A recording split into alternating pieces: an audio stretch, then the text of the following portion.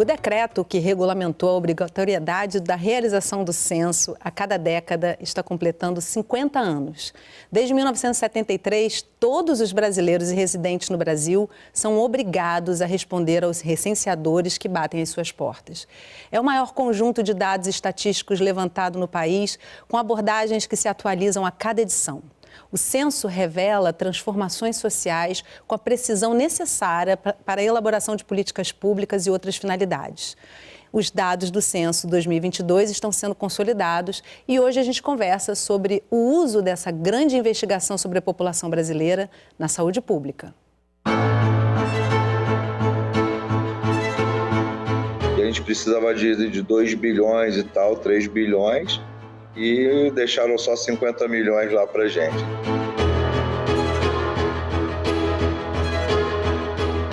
Parece que o cidadão ainda não faz uma conexão do trabalho realizado pelo IBGE e o reflexo disso de forma concreta. Eu entendo que para o governo desenvolver políticas públicas na área de saúde, educação, esporte e moradia, ele precisa mapear o território. Trabalho duro para poder conseguir fazer a entrega, a melhor entrega que a gente podia ter feito, né, para a sociedade. Comigo no estúdio hoje, conversando sobre a saúde no censo 2022, Ana Carolina Berto, demógrafa, professora da Escola Nacional de Ciências e Estatísticas do IBGE. Também no estúdio comigo, Marta Antunes, coordenadora do Censo de Povos e Comunidades Tradicionais do IBGE. E participando da conversa remotamente, Andrei Lemos, diretor do Departamento de Prevenção e Promoção da Saúde do Ministério da Saúde. E eu adoro quando você participa de casa, me mandando suas perguntas, dividindo uma experiência com a gente. Receba aqui pelo WhatsApp 021 99 701 8122 ou pelas redes sociais do Canal Saúde, então não deixa de participar. Marta, Carol, Andrei, que bom reunir vocês aqui hoje. Vamos falar do censo finalmente. Conseguimos, realizar esse grande trabalho e super importante para a realização de políticas públicas. Andrei, eu começo com você e mais uma vez agradecendo ao Ministério da Saúde. Ter a participação de um integrante do Ministério é super importante para a gente, ainda mais para discutir o censo que sai agora aí depois de 13 anos da realização do último censo.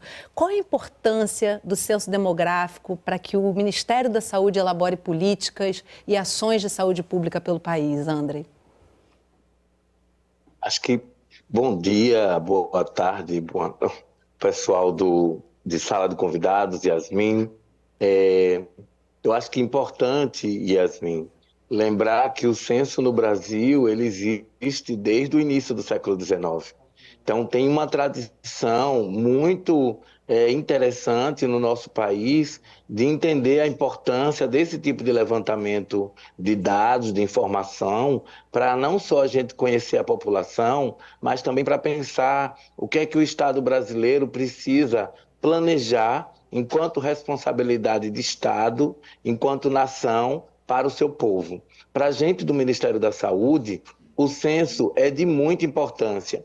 Primeiro porque é a partir dos dados sobre a população que a gente pensa o financiamento das ações e de programas voltados para cuidar melhor do povo brasileiro. Segundo porque ele traz para a gente um diagnóstico populacional que nos permite, por exemplo, planejar ações mais efetivas para enfrentar diferentes situações, para alocar recursos, para pensar provimento de profissionais e também para fazer com que a gente consiga construir junto aos estados e municípios o nosso papel não só de normatizador, mas também de levar o nosso apoio político, técnico e institucional aos territórios do nosso país para poder ofertar melhores serviços e melhores profissionais para a nossa população.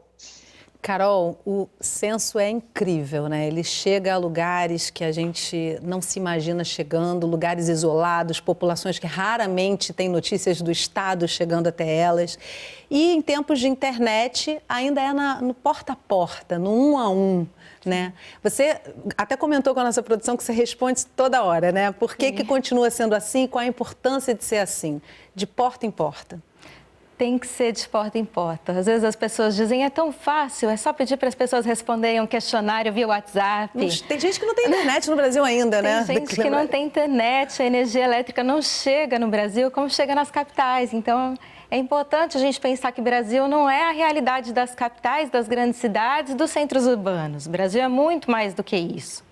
E o censo tem várias características, como a simultaneidade, por exemplo. Então, a gente tem uma data de referência e todas as perguntas são feitas tendo aquela data como referência. Quantas pessoas moravam no domicílio, quem estava trabalhando, quem não estava, as crianças que já tinham nascido, no caso dos bebês, né?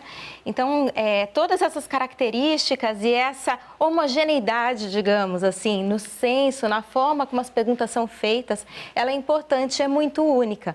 O IBGE realiza muitas pesquisas domiciliares, nós temos bons registros administrativos no Brasil, mas como o censo não tem, ele é muito único. Como o censo não tem, realmente. Marta, uma coisa interessante a gente pensar, né? O censo acabou de ser realizado em maio, os dados ainda não estão consolidados, mas de forma muito rápida a gente já começa a ter dados chegando onde precisam chegar e cuidado com que se trabalha nesses dados, né? Eu queria que você falasse um pouquinho desse processo e qual é a previsão de consolidação total desses dados para entrega para entes como o Ministério da Saúde, por exemplo. Não, com certeza. Eu acho que o IBGE sabe que está 2 anos atrasado por conta da pandemia, do corte orçamentário e que a sociedade está há 2 anos, né, querendo os dados censitários. Então, a gente fez um esforço muito grande de apresentar os primeiros resultados para aquele nível que só o censo dá conta, que é um município, que é onde a política de saúde chega na ponta, de habitação, de educação. É ali que eu sei onde é que eu preciso de um posto de saúde, de uma escola, quantas vacinas eu preciso para os quilombolas. Era o desespero na Covid, né? Ninguém tinha esse dado não existia, mas o censo traz esse dado para os indígenas, para os quilombolas. É a única pesquisa que vai de porta em todo o território nacional. Então, é a única pesquisa que nos dá um dado consistente, de confiança no nível do município e para os indígenas dentro das suas terras indígenas e para os quilombolas dentro dos seus territórios quilombolas. Então, era muito importante devolver pelo menos os totais populacionais para a sociedade, para que o Ministério da Saúde possa atuar, o Ministério da Educação, todo esse novo governo que se está montando, esse PPA que está sendo feito, pudesse ter esse dado embasado, né?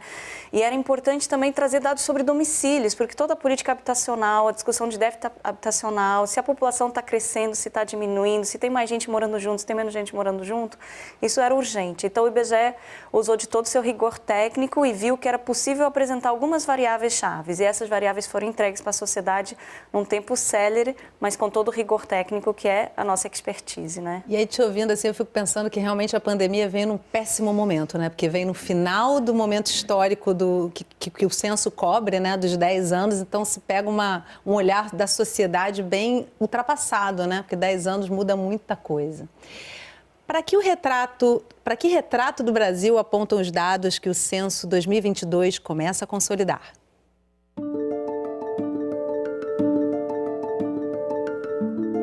Um retrato do Brasil, uma pesquisa norteadora de políticas públicas que acontece a cada 10 anos desde 1972, mas que recentemente sofreu impasses na sua realização. Muitos foram os obstáculos do IBGE na coleta de dados atuais sobre a população brasileira para o censo programado para 2020. Não tínhamos condições de fazer um censo, bater de casa em casa durante uma pandemia, né? Isso foi no primeiro ano. E no ano seguinte tivemos o corte no orçamento de verba, que a gente precisava de 2 bilhões e tal, 3 bilhões, e deixaram só 50 milhões lá para a gente. Então, não teve como a gente fazer o censo nesses 2 anos, né? 20 e 21. Ficou o censo para 22. Marcado por 2 adiamentos e cortes no orçamento, o censo 2022 teve aproximadamente 79 milhões de questionários respondidos, dos quais 89% com 26 quesitos e 11% com 72 quesitos. Os resultados começaram a ser divulgados em junho deste ano e a pesquisa já traz algumas revelações sobre a população brasileira, a começar pelo número de habitantes. O Brasil tem 203 milhões de habitantes, segundo o censo, 4,7 milhões a menos do que se projetava em 2021. Para o superintendente estadual do IBGE do Rio de Janeiro, uma população menor do que a projetada é resultado de múltiplos fatores, entre eles a pandemia e estimativas pouco precisas. ficamos 12 anos do último censo e não tivemos uma contagem populacional, né, uma contagem no meio da década. Essa contagem serve exatamente para balizar as estimativas do ano final 5 para cima.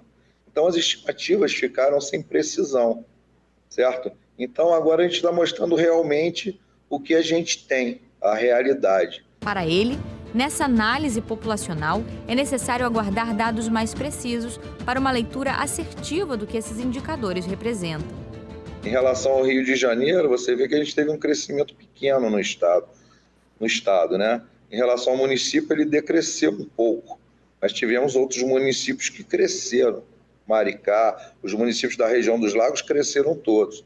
Então, é outra coisa também que a gente tem que aguardar, tipo assim, saiu os resultados da migração, saiu outros resultados de mercado de trabalho, do crescimento vegetativo.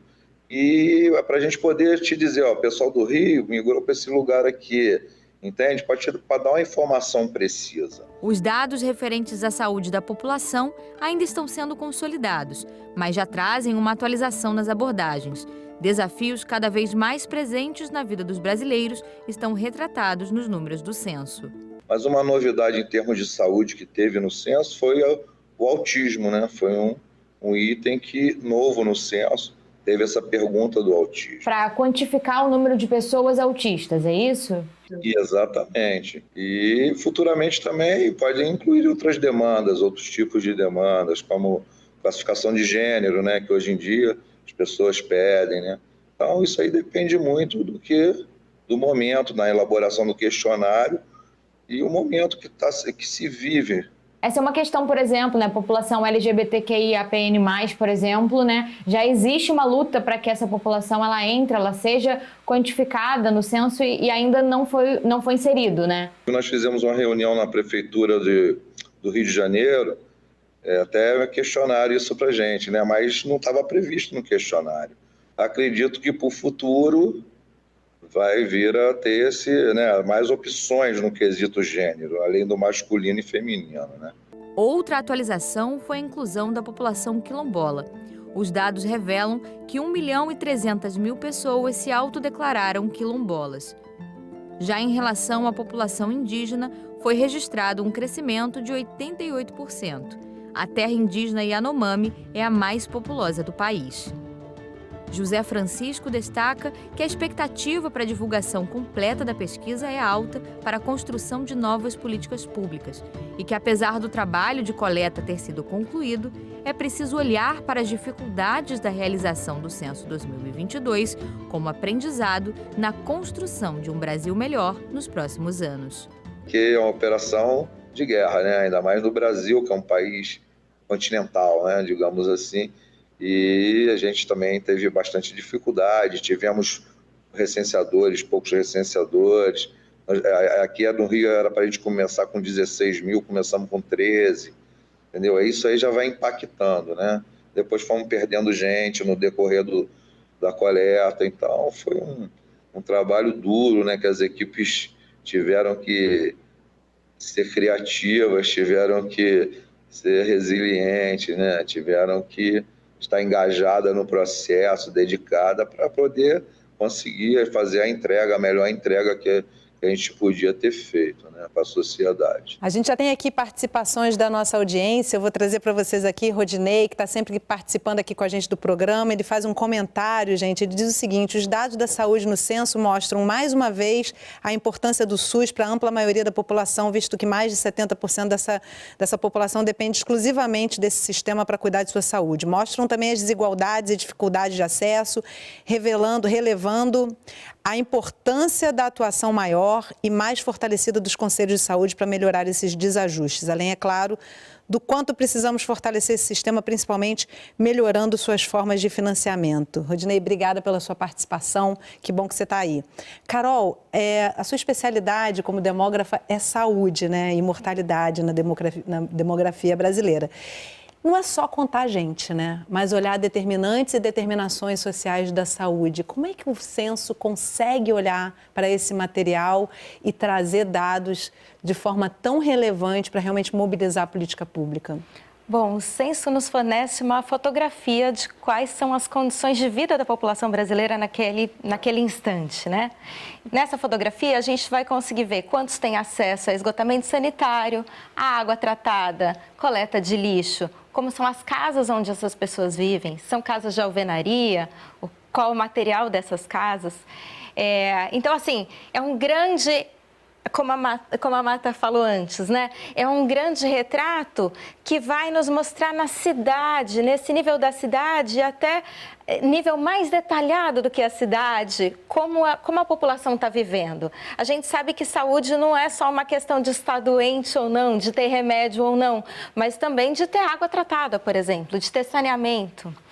Mas não é só isso, eu diria que o censo vai além, né? Quando ele nos fornece a contagem da população, ele nos dá o parâmetro para a gente saber se uma doença, por exemplo, está afetando mais ou menos uma população. Então, um exemplo que eu sempre dou em aula é, se você sabe que 2 crianças morreram de diarreia, você diz, nossa, ninguém devia morrer, mas 2 crianças é muito ou é pouco? A gente está falando de quantas crianças expostas, né? Se for um grupo de 100 crianças, é muito, de 1.000 ainda é muito.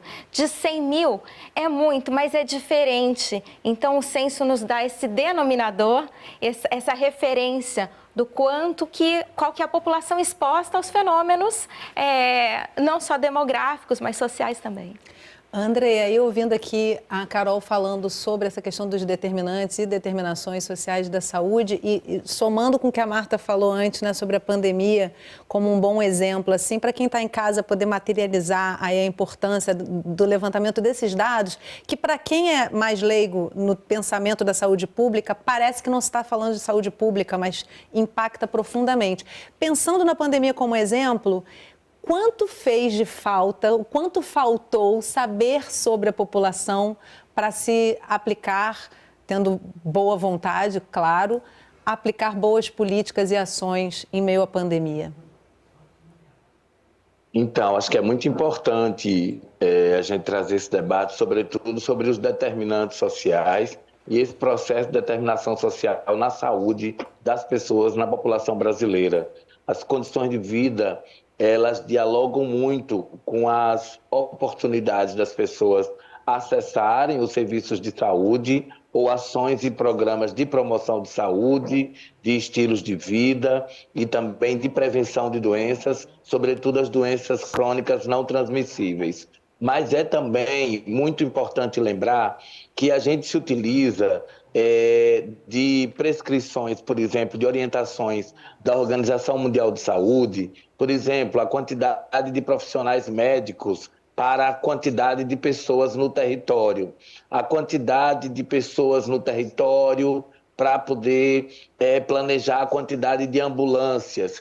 Tem uma série de políticas que a gente só consegue ofertar de forma mais qualificada para a população com um dimensionamento mais específico, mais exato dessa população. Sobretudo quando a gente fala do aspecto da vulnerabilidade e dos fatores de riscos que dialogam diretamente com as condições de vida dessas pessoas e o lugar de moradia. Então, o censo, de fato, ele faz muita falta quando a gente recebe, por exemplo, um secretário municipal de saúde ou um secretário estadual reivindicando mais recursos porque o seu município, por exemplo, tem recebido mais imigrantes. E como é que a gente tem um dado oficial dessa população para planejar melhor a utilização e a alocação desses recursos? Então, de fato, para a gente é extremamente importante a realização desse tipo de pesquisa, porque ela nos traz o retrato diagnóstico e, principalmente, elementos concretos sobre a realidade da vida dessas pessoas para a gente planejar melhor as ações, os programas, o provimento de profissionais e a alocação de recursos financeiros para melhor atender a população brasileira. E aí, Marta, é interessante a gente lembrar que o censo não começa no dia que o censo começa, né? Ele começa bem antes e também ele descobre territórios que muitas vezes não estão sendo vistos de forma política, né? E encontrando aí ações da política pública. Como é que é esse processo até chegar no dia que o recenseador bate a sua porta? No caso, o processo começou em 2016, é importante até a sociedade saber isso, os órgãos saberem isso, porque às vezes as demandas para o IBGE chegam assim no ano antes do censo ir para campo, né? No ano antes, a gente está fazendo o ensaio final. Então, a gente, em 2016, começa toda uma consulta aos órgãos públicos, à academia, à sociedade como um todo, onde a gente vai tentando entender o que deu certo do último censo, o que está sendo demandado para o próximo censo e com os órgãos que a gente tem, o que a gente pode avançar. Então, assim, no caso que eu trabalho especificamente, a gente decidiu em 2016 que a gente ia avançar para mais um grupo de povos ou comunidades tradicionais, os quilombolas. Então, em 2016, a gente começa a pensar como que a gente vai fazer. Então, com quem a gente vai dialogar? Assim estava também o censo como um todo, dialogando com as diferentes áreas, quem é da saúde com o pessoal da saúde, quem é da educação com o pessoal da educação. E em 2017 a gente faz consulta à sociedade também por internet e começa as consultas específicas com os povos e comunidades tradicionais, como é preconizado pela Convenção 69 da OIT. Então a gente vai avançando e quando a gente chega em 2018 a gente já está fazendo o primeiro grande ensaio. A gente vai para 13 unidades da federação e a gente testa o equipamento de coleta, testa o procedimento, testa o treinamento, porque tem tudo isso, né? E aí, em 2019, a gente faz um novo teste. 2019, a gente faz o teste final, chega a pandemia. E 2021, a gente refaz o teste nas 27 unidades da federação.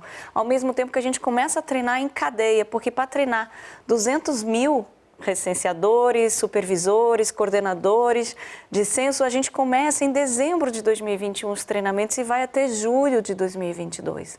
Então, é um processo longo, tanto da construção do desenho técnico do projeto, o desenho operacional. Quando a gente pensa nesses territórios que a gente não conhece, né? O censo visita as terras indígenas a cada censo, né? A última vez que a gente esteve nas terras indígenas foi em 2017, 2018 para fazer o censo agropecuário. Então, a gente está um tempo fora, a gente precisa retornar. Os indígenas, eles se mobilizam no espaço. Então, a aldeia que hoje estava aqui dentro da terra Yanomami, amanhã já está na Venezuela, ou está no Amazonas, ou passou para Roraima, por exemplo, né? Então, é todo um conhecimento de planejamento, construção da cartografia censitária, que ele é longo, demorado, porque é isso que nos garante esse retrato tão preciso e tão confiável que é o censo. E, Carol, 203 milhões de brasileiros, a expectativa era de 4 milhões e 700 mil, não tenho certeza, a mais, né? O que responde a essa diferença de expectativa, além do que foi dito na matéria, né, de que não foi feito ali no meio da década esse levantamento? Então, qual é a importância desse levantamento no meio da década? Sim. E o que você acredita que possa ter, e o que vocês estão avaliando que possa ter feito com que essa expectativa fosse menor? Porque isso tem uma série de impactos, né? Natalidade menor, envelhecimento da população. Tem. E vamos falar disso também depois. Tem. Na verdade, não surpreende. O processo de envelhecimento não começou agora, ele já tem décadas, né? Eu acho que a pandemia teve um papel, que inclusive foi mencionado na reportagem, porque morreram muitas pessoas e não se trata de uma substituição de óbitos, não é dizer que as pessoas passaram a morrer só de Covid, todas as outras causas de óbito continuaram acontecendo, né? E a população também deixou de ter filhos, assim, então a redução da natalidade é algo que já vinha acontecendo, né? Expressiva, a gente consegue ver já nos registros administrativos, então nos dados do registro civil, a gente já observa uma queda nesse número de nascimentos, pessoas que estavam dentro de casa e que naquele momento decidiram postergar ter filhos. A gente não sabe ainda se foi uma postergação momentânea ou se definitivamente deixaram de ter filhos, ou ia ter o segundo, ia ter o terceiro e deixaram de ter, né? Na verdade, essas respostas, a resposta sobre fecundidade, os dados ainda vão sair, então daqui a alguns meses a gente vai conseguir calcular e ver o que de fato aconteceu, né? Mas esses processos já estavam em curso, então esse processo de queda da natalidade já estava acontecendo, mas de fato não ter o ponto de mensuração, de contagem da população no meio do período fez muita diferença, porque nós ficamos às cegas durante 12 anos, né? Então, assim, seria até esperado que tivesse uma diferença, dado tudo que aconteceu no meio do caminho. Mas a gente saberia o quanto que tem a ver com a pandemia e com outros fatores, né? Que não diretamente a mortalidade da pandemia, mas com relação ao isolamento e tudo isso, né? Teria uma forma de mensurar melhor. Exatamente. O que a gente vai ver também no resultado do censo vai ser resultado de migrações internacionais. Então, que também pode ter um papel aí nessa diferença populacional, que era algo que a pandemia pode ter influenciado, né? As saídas e entradas de pessoas, mas são respostas que estamos, assim, muito ansiosos para ver esses resultados. Ver esse retrato final aí, né? Andrei, o censo, como apareceu ali na matéria, trouxe novos dados sobre as populações quilombolas e indígenas. A gente fez aqui no canal um acompanhamento, né? Uma equipe nossa foi até o território Yanomami, a gente viu tudo o que estava acontecendo lá e também a atenção que o Ministério da Saúde voltou para essa situação. E aí, de repente, a gente tem a informação de que essa população hoje é maior do que se pensava, o que é uma boa notícia, mas, ao mesmo tempo, o crescimento exponencial não aconteceu. Né? Eu queria saber como é que o Ministério da Saúde recebe essa notícia diante dessa causa humanitária que está se acompanhando lá e como é que se trabalha com esse dado de que, ainda que essa população estivesse sendo dizimada, hoje a gente tem, ainda que pequeno, um crescimento dela, né? Acho que a gente recebe, Yasmin, com muita alegria, porque agora a gente tem melhores informações e informações mais concisas para poder organizar melhor os nossos processos de trabalho. Veja, nos últimos 6 anos, além da gente ter tido muito pouca condições de manter o diálogo com a sociedade civil e com um conjunto de gestores e pesquisadores nessa área para poder planejar e organizar melhor as políticas públicas, nós tivemos também a ausência dessas informações. Então, a gente tinha uma expectativa, por exemplo, de que tinha um número de pessoas indígenas, de pessoas quilombolas, de população negra ou de pessoas morando em situação de periferia, com poucas condições de saneamento básico, ou uma série de outros fatores que são importantes para a gente olhar para os aspectos de vulnerabilidade social e econômica e também que ampliam as situações de risco das pessoas. E agora a gente tem essas informações de forma mais organizadas e mais confiáveis. Então, isso nos vai permitir que agora a gente planeje, por exemplo, para o orçamento de 2024, com muito mais precisão sobre efetivamente resolver os problemas, as demandas e atender as necessidades da nossa população, sobretudo aquela que mais precisa do Sistema Único de Saúde no nosso país. Nesse caso específico dos Yanomamis, por exemplo, nós do Departamento de Prevenção e Promoção da Secretaria de Atenção Primária atuamos junto à Secretaria de Saúde Indígena para fortalecer os protocolos de combate à má nutrição, à insegurança alimentar, e a gente tinha uma expectativa de ter um tamanho de população que, na verdade, não era aquele que a gente tinha nos registros, né? Então, agora a gente tem novos números. A gente tem novos números sobretudo com relação aos domicílios, né?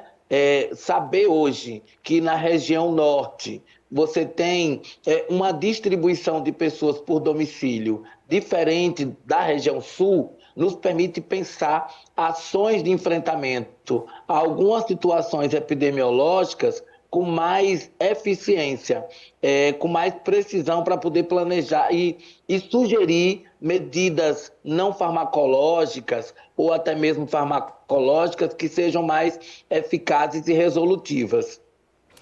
Que bom ouvir isso, né? Ter dados oficiais com certeza faz toda a diferença para se trabalhar. No próximo bloco, vamos acompanhar uma visita simulada de um recenseador. A gente já volta, não sai daí.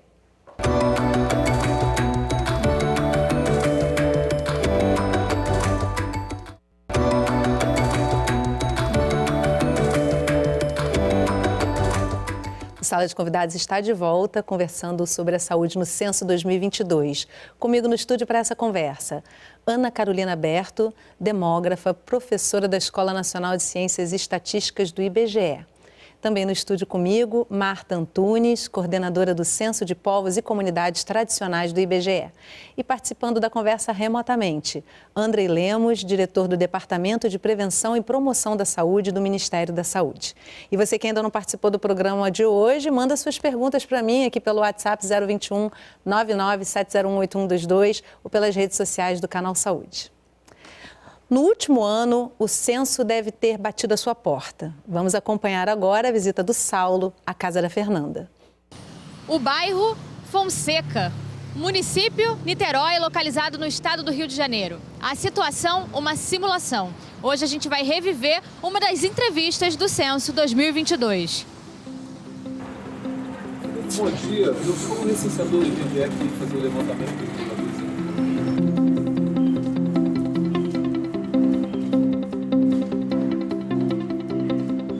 Oi.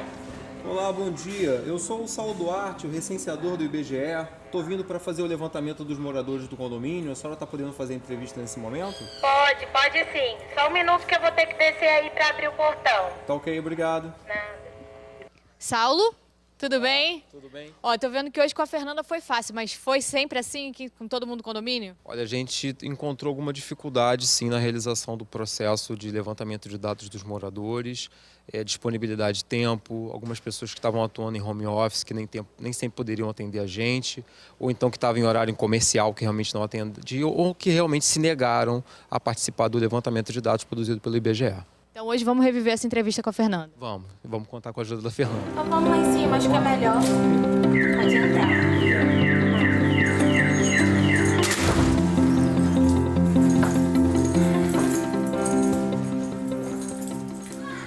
Quantos cômodos na casa? São 3 cômodos. Ok. Banheiro? Banheiro 2. Ok. Fernanda, profissão? Eu sou agente comunitário de saúde, trabalho no posto de saúde aqui da comunidade. Saulo, posso dar uma palavrinha agora com a Fernanda? Obrigada. Fernanda, me conta, essa foi a primeira vez que você foi entrevistada pelo Censo? Sim, primeira vez. E como que foi essa experiência? E como eu sou agente comunitária de saúde, eu trabalho indo na casa das pessoas e fazendo praticamente as mesmas perguntas que ele me fez. Então, por exemplo, questão de renda, questão de moradia, de saneamento básico, água encanada, raça, o nome da pessoa, quantas pessoas tem na casa. Então, são perguntas que eu faço. Então, hoje foi diferente. Eu fui entrevistada. E para você foi tranquilo essa recepção do recenseador aqui na sua casa? Tranquilo, já estou acostumada a ir na casa das pessoas, hoje a história só se inverteu. Eu recebi alguém dentro da minha casa. E você acha que, por exemplo, faltou alguma coisa no questionário que você acha importante, que falou, puxa, essa pergunta poderia ter, não teve? Como eu trabalho na área da saúde, as perguntas não foram direcionadas para essa área, né? As perguntas básicas do questionário não foram direcionadas a essa área. Então, acho que poderiam ser direcionadas perguntas também no âmbito da saúde, por exemplo, se a pessoa é acompanhada pelo posto, se tem fácil acesso e afins, seria muito importante para a gente também ter esses dados, né? E para você, qual que é a importância, por exemplo, da realização dessa pesquisa? Para mim é importante porque eu entendo que para o governo desenvolver políticas públicas na área de saúde, educação, esporte e moradia, ele precisa mapear o território e entender quais espaços são vulneráveis, quais políticas eles podem desenvolver em cada município, que estão dependendo mais de determinado desenvolvimento. Então, essas perguntas devem ser feitas, por isso que eu não criei nenhuma barreira para isso acontecer aqui em casa. E no próximo censo, então, será que você vai dar entrevista de novo? Posso dar entrevista, as portas da minha casa estarão abertas. Mas nem todas as portas estiveram tão abertas assim. Para o Saulo, esse foi um dos grandes desafios encontrados na realização da pesquisa. Um trabalho que poderia ter sido realizado em 15 dias, levou 40 para ser concluído. Eu acho que, infelizmente, parece que o cidadão ainda não faz uma conexão entre a importância do trabalho realizado pelo IBGE e o reflexo disso de forma concreta. Então, quando eu argumento com o morador do condomínio que os dados que estão sendo coletados vão servir para a formulação de novas políticas públicas, parece que tem um mau contato aí. Parece que o cidadão ainda não tem um entendimento concreto sobre como que o que está sendo coletado aqui vai reverberar numa política pública a ser implementada mais à frente ou então no aprimoramento de uma política pública, como eu tinha mencionado. Estudante de Ciências Sociais, pela primeira vez entrevistando pessoas para o censo, Saulo revela o que mais lhe chamou a atenção na execução da pesquisa. De fato, quando eu pergunto como a pessoa se percebe, se ela é preta, parda, amarela ou indígena, com muita frequência a resposta era: na minha certidão diz que eu sou pardo. E eu, como cientista social, isso me chamou muito a atenção, porque é como se a noção que a pessoa tem de quem ela tá pautada naquilo que está escrito no documento. E a pessoa às vezes responde outra coisa? às vezes ela me dava uma invertida. Ela me perguntava, o que você vê quando você me olha? O que você tira dessa experiência? Olha, me acrescentou bastante. No âmbito da minha graduação, eu tive a oportunidade de escrever um pequeno artigo muito relacionado ao campo da antropologia da política pública, entendendo como que os números conseguem ou não abordar a realidade concreta do brasileiro num momento de tanta polarização. Eu acho que a gente deu azar nesse aspecto, né? O fato do recenseamento ter ocorrido na data próxima das eleições, isso atrapalhou. Então, com muita frequência, o morador perguntava, mas é sobre política?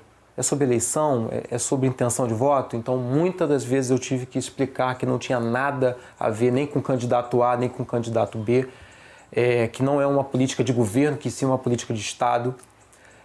Então, eu acho que no próximo trabalho do IBGE, não coincidindo com data de eleição, eu acho que a gente já vai sair ganhando nessa brincadeira. Nossa, essa fala do Saulo no final, ela é tão representativa desse momento que a gente vive, né, de politização. E aí, Carol, ele fala dessa dificuldade de levantar os dados, que sempre foi disponibilidade de tempo, presença da pessoa em casa, horário de trabalho e tal, e que dessa vez foi acrescida pelo fato de pessoas não abrirem suas portas para receber o recenseador. Sim. E aí, eu queria te perguntar o seguinte, é obrigatório, né? O que o recenseador pode fazer? A pessoa, ele não é obrigado a receber o recenseador dentro de sua casa? Não. Ou ele pode ir para um playground, para uma portaria, para a frente de casa, mas ele é obrigado a responder, né? Ele é obrigado a responder. Toda a população brasileira é obrigada a responder o censo. Tem uma multa de 10 salários mínimos para quem não responde o censo. E foi aplicado alguma vez? Como eu não estou na operação, eu não sei te responder sobre isso. Funciona, só a notificação da possibilidade da multa faz o informante correr atrás do IBGE. Tinha que liberar essa informação para o pessoal pensar mais antes de não responder, Só a gente botando a cartinha lá, olha, você não está recebendo a gente, você vai ser multado, são 10 salários mínimos, está contando até para Carol, quantidade de amigos que me ligou, o IBGE está querendo me multar, falei, não respondeu. Olha que ótimo. Tem que ser, gente. Ou então não usa o SUS, não usa mais saneamento básico, nada. Não usa nada, porque afinal de contas você não contribuiu para se pensar, né, Andrei, essas políticas. E eu queria resgatar também uma fala, Carol, do José Francisco, lá no primeiro bloco, na matéria, ele fala da suspensão do censo por conta da pandemia, mas também de uma redução drástica de recurso. Como é que vocês fizeram, gente, para trabalhar com um levantamento que requeria 3 bilhões de reais ou 2 bilhões de reais e, de repente, recebe 50 milhões? Como é que faz essa matemática? Isso é interessante porque o censo ele é garantido por lei, mas o recurso do censo, de onde ele virá, de onde vem esse orçamento, não é garantido. Então, tem que ser negociado a cada nova edição. Nossa. O que impõe uma série de dificuldades para o IBGE, né? Claro que a gente está vivendo um período de muitas dificuldades, de restrições, de gastos públicos enormes em razão da pandemia, mas a importância do censo, inclusive no momento de pandemia, é óbvia, eu acho. E aí, Marta, a gente também falou um pouquinho disso no primeiro bloco, mas assim, a questão da população nômade, né? Por exemplo, os Yanomamis, por conta do garimpo, migraram ali dentro do mesmo território.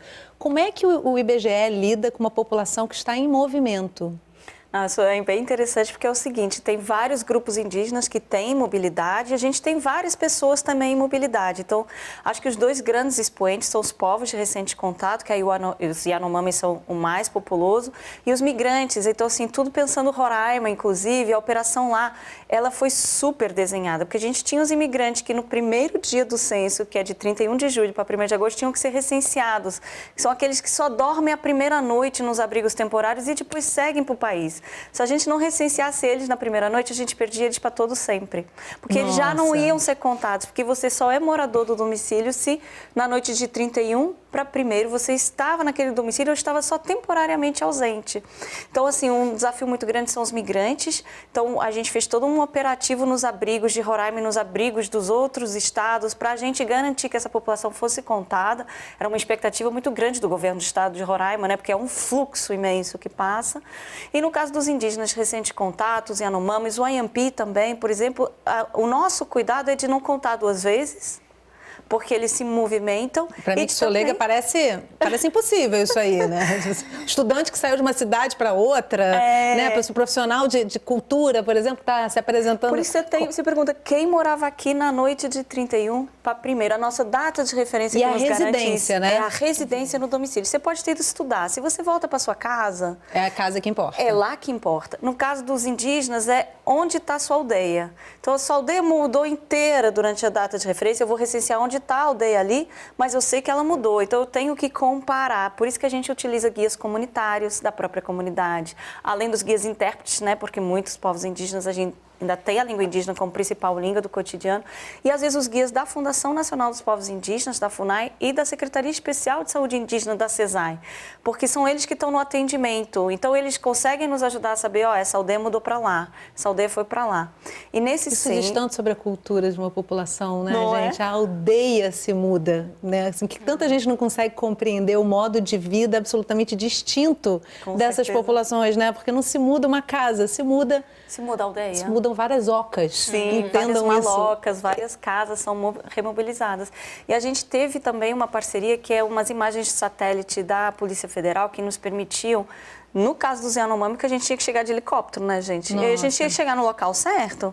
Então, a gente conseguia ver naquele dia anterior onde estavam as aldeias para a gente passar a coordenada para a Polícia Rodoviária Federal nos levar de helicóptero até o local. Então, a gente montou um centro de inteligência de mobilidade para a gente conseguir fazer a terra Yanomami como nunca a gente fez, né? Com controle em tempo real, porque a tecnologia nos permitiu. As outras terras é um pouco mais tranquila, a gente usa a data de referência, os seus guias, os guias institucionais, as lideranças têm um papel-chave, tanto nos quilombolas quanto nos indígenas, para a gente garantir que todo mundo é contado. Mas nessas áreas de alta mobilidade, o apoio da ACNUR, da OIM, do Exército, da Operação Acolhida, lá do Ministério da Cidadania, com os abrigos, e depois da FUNAI e da CESAI com os indígenas, foi essencial. Isso é maravilhoso. Eu fiquei aqui imaginando um documentário sendo feito ao longo do recenseamento, né? Porque é realmente uma experiência que precisa ficar registrada, né? André, e tem uma fala interessante da Fernanda, e que ela é agente de saúde, e ela, de certa forma, é uma recenseadora, né? Da saúde, porque ela comenta isso, né? O quanto que ela já faz esse trabalho. E, de fato, a gente aqui no Canal Saúde, em vários programas, assim, isso é comentado, né? Do quanto que o agente de saúde, ele acaba sendo um pesquisador da saúde da população, que entra na casa dessas pessoas. Qual é o papel do agente de saúde para essas informações chegarem ao Ministério? Acho que foi muito importante essa fala, essa presença da Fernanda nessa reportagem. Inclusive, me fez rememorar várias experiências que a gente tem na atenção primária, nesse primeiro nível de acesso da população, que a gente chama de porta de entrada do Sistema Único de Saúde. O papel do agente comunitário de saúde, do agente de vigilância em saúde ou de controle de endemias e de toda a equipe que está presente no território é de grande relevância para que a gente tenha esse diagnóstico, essa informação mais concreta sobre a vida das pessoas.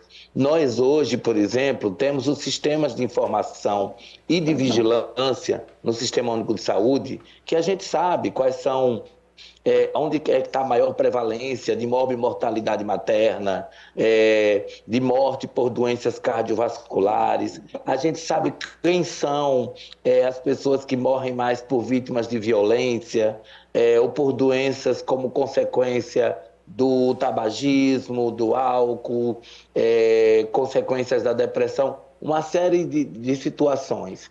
Mas a presença dos profissionais de saúde no território e a realização do censo vem a otimizar, a complementar essas informações. Porque saber, por exemplo, a cor das pessoas, né? Nós temos hoje informações sobre que a maioria da população do Brasil é população negra. Esses dados do censo agora traz para a gente, por exemplo, que a população indígena é quase o dobro do que a gente tinha como referência há 13 anos atrás. Mas a gente também precisa saber onde essas pessoas estão, quais são as condições de trabalho, de moradia e de vida dessas pessoas e como essas condições impactam diuturnamente nas suas vidas e nas suas condições de saúde. E aí também não falo só pela saúde. Acho que pensar política de educação, de assistência social, de moradia, de geração de trabalho e renda, né, sabendo que o Brasil voltou para o mapa da fome, que a gente tem um número muito grande de insegurança alimentar no nosso país, dentro da nossa população. Nós temos dados de que aumentou a precarização do mundo do trabalho, né? A uberização desses processos de trabalho, as pessoas cada vez mais sem segurança e sem proteção. Todo esse tipo de informação é muito relevante na hora da gente pensar ações, programas e políticas públicas que possam melhorar as condições de vida. E é papel do Estado brasileiro construir os instrumentos, as ferramentas e garantir que esses mecanismos eles funcionem na hora de formular e de executar essas políticas públicas. Então, eu acho que a experiência da Fernanda, assim como a nossa, nós que estamos aqui, sabemos da importância desse processo e também sabemos da dificuldade que o IBGE e que toda a sua equipe enfrentou, sobretudo num contexto onde se aumentou o estímulo ao negacionismo, né? E ao boicote também aos serviços públicos. Então, é preciso reconstruir essa relação do Estado com a população e ressignificar também o papel desses instrumentos, mostrando a importância e a potência que eles têm, não só na nossa vida, mas também na construção de uma sociedade com desenvolvimento e sustentabilidade para nossas ações e para o nosso bem viver. E aí, Marta, essa experiência da Fernanda remete a outras parcerias que o IBGE tem, né? Porque, sim, o IBGE aproveita alguns formulários e algumas pesquisas que são feitas. Como é que vocês aproveitam dados e formatos e formas de fazer? A cada censo, o IBGE reúne com os órgãos e tenta que haja uma padronização. Então, por exemplo, com o Ministério da Saúde, a gente tenta, por exemplo, que a pergunta de cor-raça, antes ela era diferente entre o Ministério da Saúde e o IBGE. Aí a gente padronizou a ordem de respostas e a gente vai tentando se padronizar para que esteja todo mundo nos registros administrativos pesquisando o mesmo que o censo depois pesquisa. Um exemplo extremo dessa parceria foi com o Ministério da Cidadania, com o IEM e com a Acnur, que a gente pediu que o registro dos migrantes da noite de 31 para dia 1º de agosto de 2022 incorporasse a pergunta de cor ou raça, porque eu precisava saber quantos indígenas estavam morando naqueles abrigos. Então, a gente conseguiu convencer os parceiros a mudar seus formulários para que eles pudessem nos atender com censo, porque eu não ia dar conta dos milhares que estão abrigados naquela noite. Então, a gente vai negociando com os parceiros de que a gente possa ter essa padronização. Com a FUNAI, a gente criou uma interoperabilidade entre os nossos códigos do IBGE das terras indígenas e os deles. Com o INCRA, a gente está buscando também esses códigos que se falam, para que quando a gente produz o censo, a gente possa passar esse dado de forma quase automática para os nossos principais usuários. Então, é um trabalho conjunto dentro do governo federal, né, da gente buscar padronizar com o censo os registros que existem. E também aprender, por exemplo, com o que já é feito, né? Então, quando a gente construiu para esse censo o questionário para a aldeia e para a comunidade indígena, que ainda não foi alvo de divulgação, a gente foi olhar o que era feito pela CESAI, o que a FUNAI precisava, o que o INEP do Ministério de Educação precisava, o que os órgãos precisavam que não estava no questionário domiciliar. Porque a gente sabe que a gente só vai lá de 10 em 10 anos pesquisar com os indígenas. Então, eles precisavam desses dados. Então, tudo isso é sendo construído a partir da experiência de cada um. Eu acho que é isso que dá certo, né? Que a gente possa dialogar, eu e André, com os nossos dados, por exemplo, depois no futuro. Muito interessante. Deixa eu trazer aqui uma complementação do Rodinei, ele encaminhou para a gente pelo WhatsApp. Desculpa interferir, mas a diferença entre os números apresentados no censo de 2022 e os já divulgados pelo próprio IBGE em 2021 é muito maior, cerca de 10 milhões a menos de habitantes. A gente estava falando sobre isso, né, Carol? Mas, assim, a previsão era 212 milhões, não era isso? 212 milhões na projeção feita lá em 2018. À medida que o censo foi sendo realizado, a gente fez uma revisão, porque a gente viu que estava dando algo diferente do que era o esperado, e atualizamos para 207, né? E aí o resultado final foi 203, mas assim, é aquilo que a gente tinha comentado antes, ficamos até 2018, essa projeção de população, essa estimativa de quanto chegaria, ela é com base lá em 2010, então não tem outro ponto de referência no tempo. Interessante a gente trazer essa informação para quem está acompanhando a gente. Agora, tenho que trazer isso aqui, Andrei. Você foi recenseador, fez censo, participou do censo urbano e rural, e eu não posso terminar o programa sem você trazer essa experiência, inclusive, de como é que é a experiência no campo e na cidade, assim, o que difere? Como é que foi para você ter essa experiência?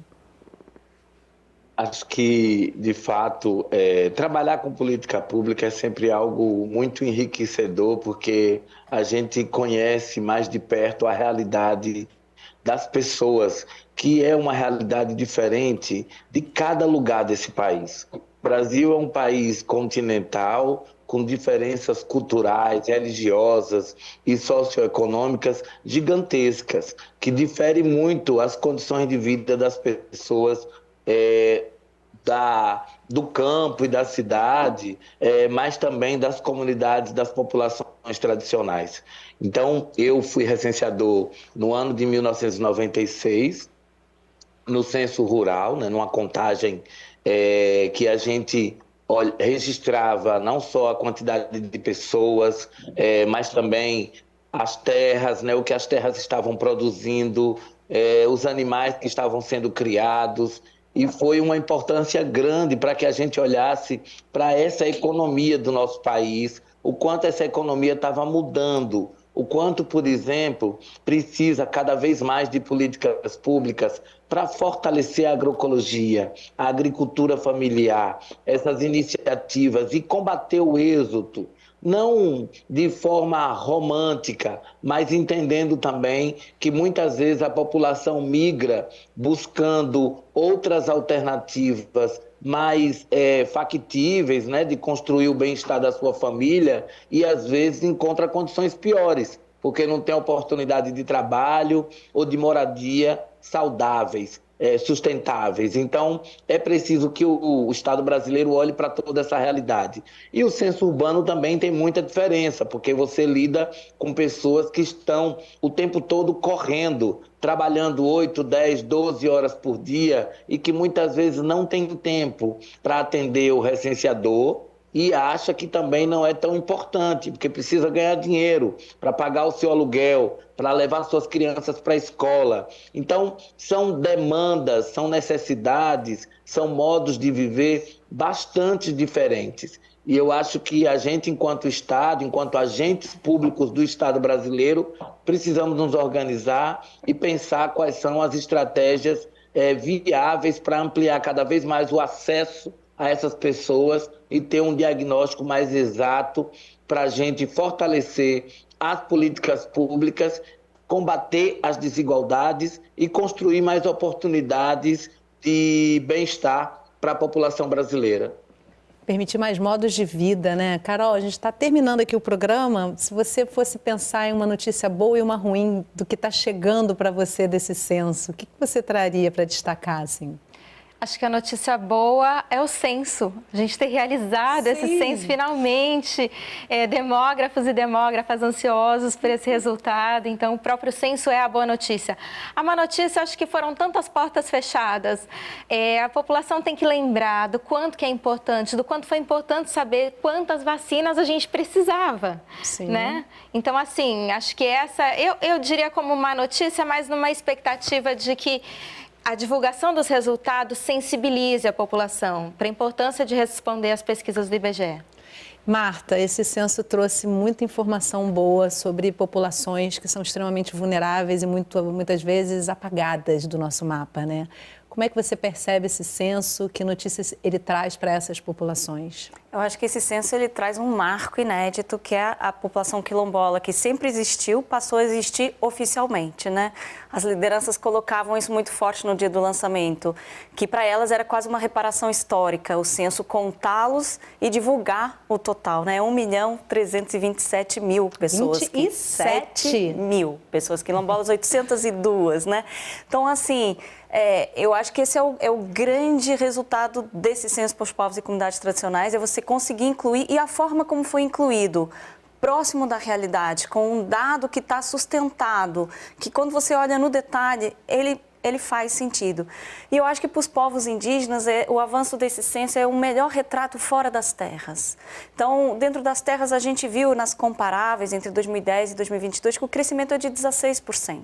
É um crescimento demográfico, abaixo do esperado, a gente vai ver a migração, vai ver a fecundidade, mas quando a gente olha para fora das terras, a gente vê, no total, esses 88% de crescimento tem a ver com a capacidade de compreender que o IBGE quer contar as pessoas indígenas. Então, 1.700.000, nossa, assim, eu acho que é um grande resultado, acho que é um orgulho muito grande para o IBGE. O que nos foi pedido é que a gente não repetisse 2010, em que Manaus estavam 4.000 pessoas, hoje estão 71.000 pessoas indígenas em Manaus.